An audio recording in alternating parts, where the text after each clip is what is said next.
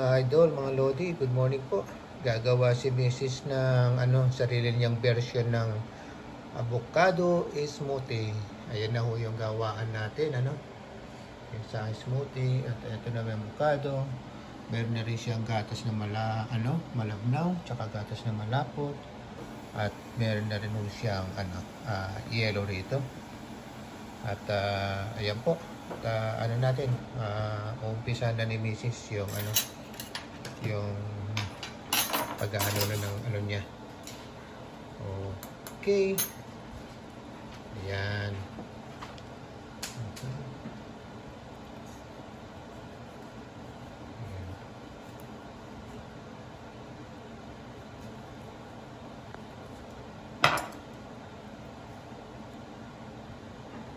Ganda ng avocado niya.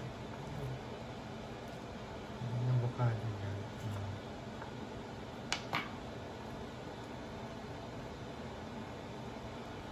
See? Walang sayang talaga. Kayod pa. Kayod. Ayan. Ayan. Ayan.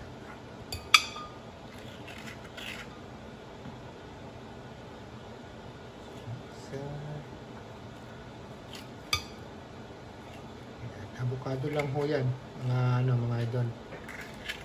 Ayan.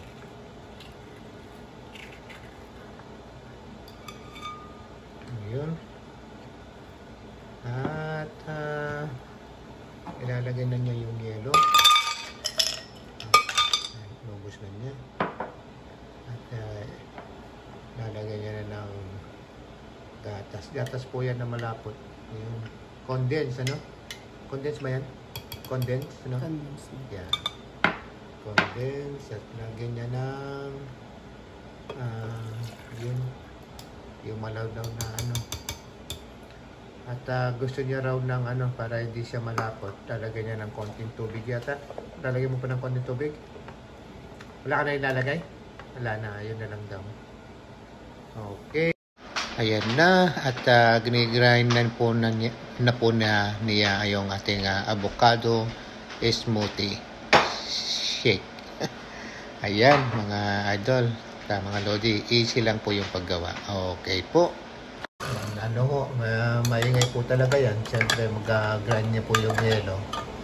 Saka ayan na siya. At sabay tikim. And na po, huwag natin kalimutan na paminsan-minsan ay kailangan din natin yung avocado shake sa ating pong katawan. Kung pagkanda rin po yan ng kutis. Okay. Parang nagputol ka lang ng ng kahoy. Sige. Okay na yan. At ang kulang na lang ay tikim. Ito, Ha? Sige. Yan na lang. Hindi, okay na yan. Mabilisan lang to. Hindi, wag natin paabutin ng ng maraming minutes. Yan. At kumukuha lang ng lalagyan si Mrs. na matikman natin. At kasi titikman na lang natin sa Okay na yung Okay na? Tinikman mo na, di ba? Okay na? Try mo nga. Patikim. Ayan, titikman natin, Ate, okay na. Yun. Ay, sarap. Sarap. Okay na. Sarap.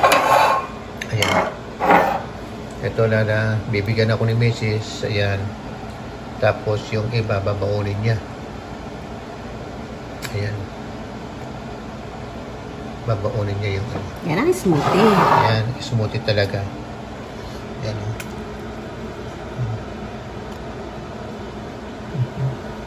Okay, mga idol, hanggang dito na lang po at maraming pong salamat.